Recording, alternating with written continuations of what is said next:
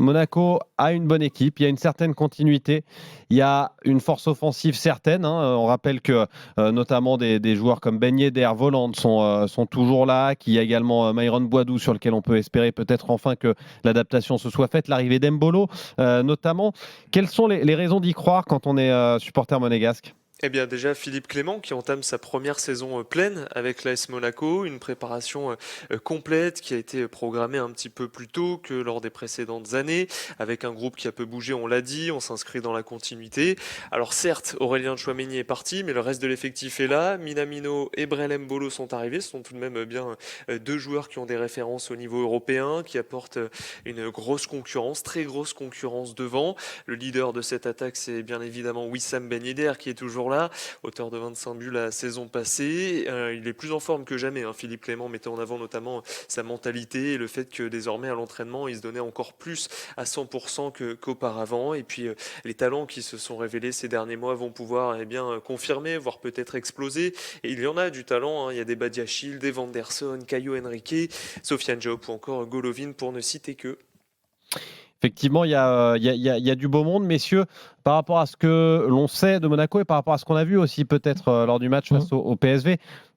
J'avoue avoir été un petit peu déçu de la copie rendue face au PSV Eindhoven.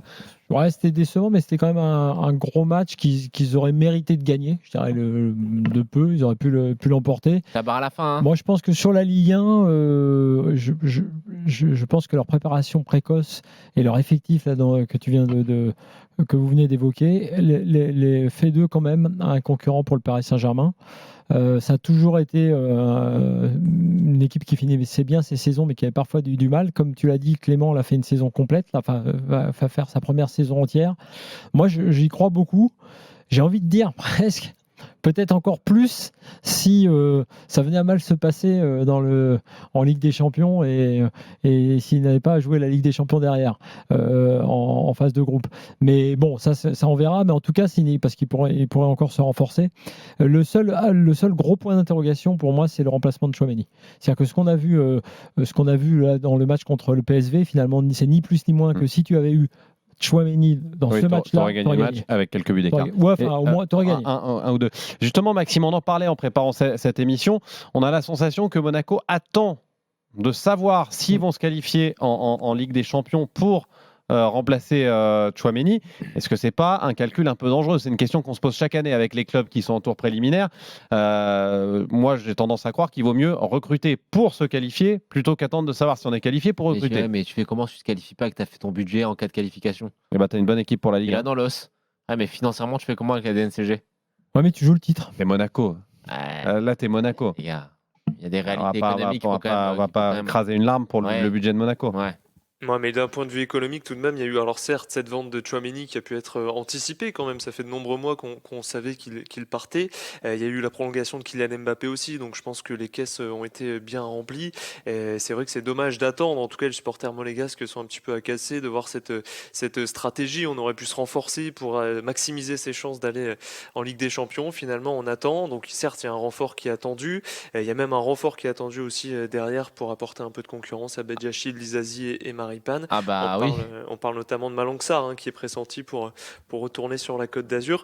Donc oui, ça fait quelques petits points d'interrogation et cette stratégie, c'est sûr, au milieu du terrain. Après, la volonté de Philippe Clément, de Paul Mitchell, c'est de ne pas barrer des joueurs qui sont peut-être sur le point d'exploser. On pense notamment au petit Elliot Matazzo, Jean Lucas dans une autre mesure, et c'est vrai qu'ils veulent leur laisser leur chance également. Oui, et mais puis, selon le problème c'est que tu l'as dit, c'est la problématique monégasque depuis plusieurs saisons, c'est que derrière, t'as rien. Alors Maripane, c'est le frère du mec qui joue avec la sélection, parce que le mec qui joue en sélection est très très fort et régulier. Là, pour l'instant, même s'il a fait quelques bons matchs, il a eu quelques bonnes périodes, on est encore loin du niveau du Maripane qui joue avec le Chili. Badiachil, moi, j'ai toujours pensé que c'était un joueur qui était surcoté, donc je continue de le penser. C'est pas ces quelques belles prestations l'année dernière qui vont me faire changer d'avis. Disasi, très bien, sérieux joueur de Ligue 1, mais c'est indigne, entre guillemets, de la qualité du reste de l'effectif. Et c'est une problématique qui n'a pas été résolue, alors qu'elle est identifiée depuis bien trop longtemps. Et il y a aussi l'autre problème, c'est que tu peux pas te permettre pour la 3e saison d'affilée de faire 6 premiers mois aussi pourris que ce que tu as fait les 2 saisons précédentes. Parce que, entendons-nous bien, si Monaco l'année dernière ne se met pas en route si tardivement, Monaco joue le titre. Oui, tout à fait. D'ailleurs, Philippe Clément l'a rappelé autour du match face au PSV, parce qu'on a évoqué évidemment ce but d'Ignatius Ganago qui envoie l'OM en Ligue des Champions à la 2e place. Quel beau souvenir. et Monaco donc 3e. Mais Philippe Clément a tout de suite rappelé que en fait, si Monaco n'était pas directement qualifié en Ligue des Champions, c'était pas à cause d'Ignatius Ganago, mais bien c'est à cause de ses points perdus en début de saison l'an passé. Et c'est pour ça justement que la préparation a été anticipée pour pouvoir répondre à cet enchaînement de matchs qui les attend. Damien est supporter de Monaco, il nous a appelé au 32-16. Bonsoir Damien. Salut Damien. Bonsoir monsieur. Comment Salut, ça va? Damien. Bah écoutez, pas trop mal. Merci. Pas trop mal? Vous aussi. Pas trop mal ou carrément bien? Alors moi très bien. Bon, Si on eh parle ben de voilà. Monaco, on va rester sur le pas trop mal.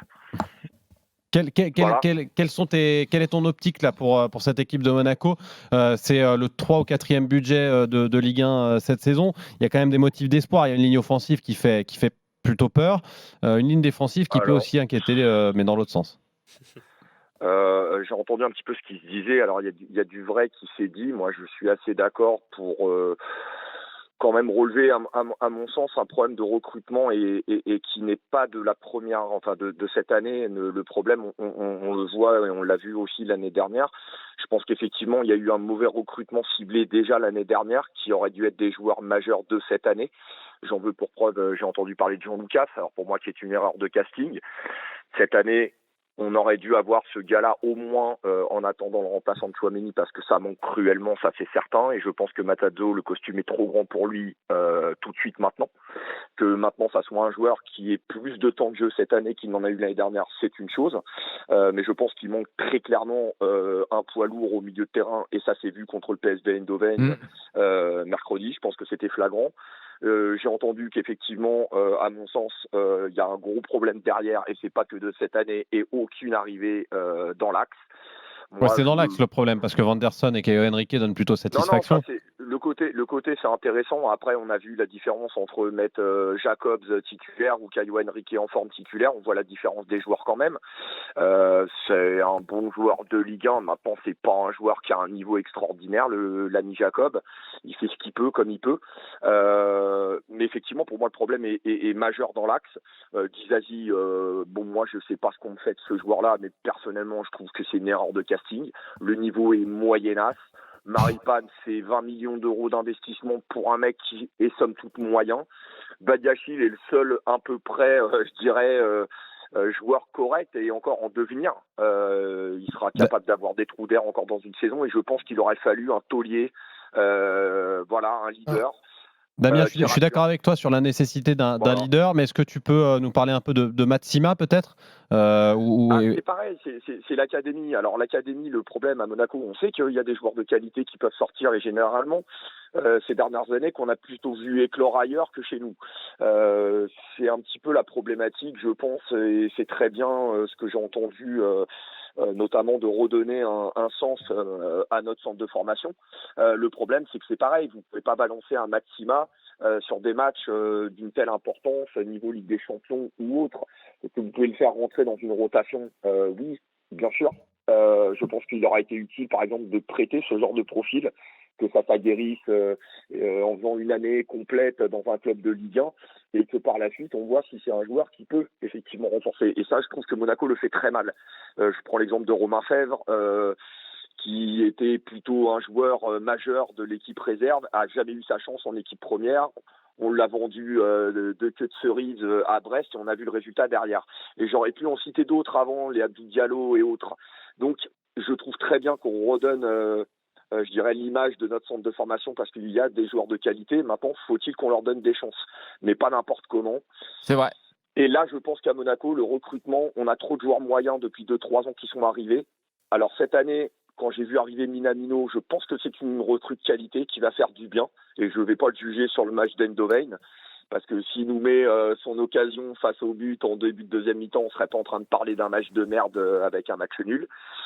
Et pourtant, le rendu du match aura été le même. C'est-à-dire pas un mauvais match dans l'ensemble, mais pas un match maîtrisé de bout en bout, et ça reste que le PSV Eindhoven. Donc, effectivement, pour la suite de la compétition, est-ce que le costume n'est pas trop grand pour nous ? Je pense que le recrutement est pas assez fait en amont. Mais tu as entièrement raison. Entièrement raison, et tu as identifié les problèmes clairement. C'est qu'il te manque une grosse recrue au milieu et une grosse recrue derrière. Clairement. Parce que le reste, tu as de la qualité partout. Les latéraux, c'est très bien. Offensivement, c'est très bien. Mais tu es obligé d'avoir une colonne vertébrale solide.